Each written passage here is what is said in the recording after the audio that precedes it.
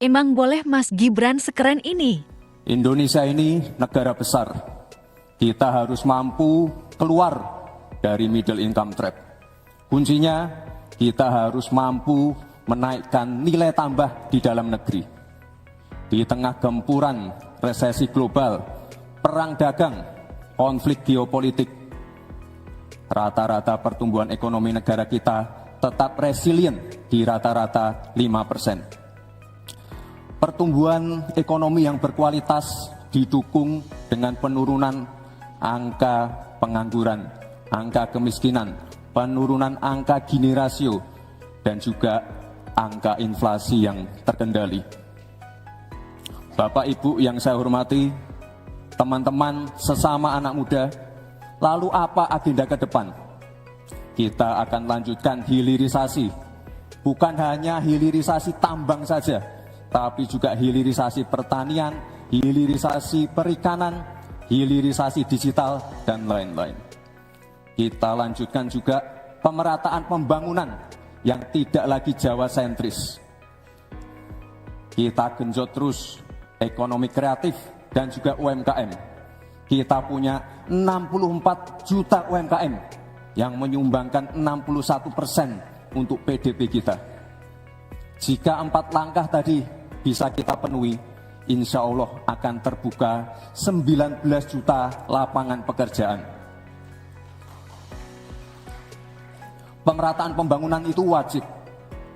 Sekarang investasi yang ada di luar Jawa sudah ada 53%. Pembangunan IKN yang berkelanjutan ini akan membuka titik pertumbuhan ekonomi baru, akan membuka akses dan juga konektivitas, sekaligus membuka lapangan kerja. IKN ini bukan hanya saja membangun bangunan pemerintahan, tapi juga sebagai simbol pemerataan pembangunan di Indonesia, dan juga sebagai simbol transformasi pembangunan Indonesia.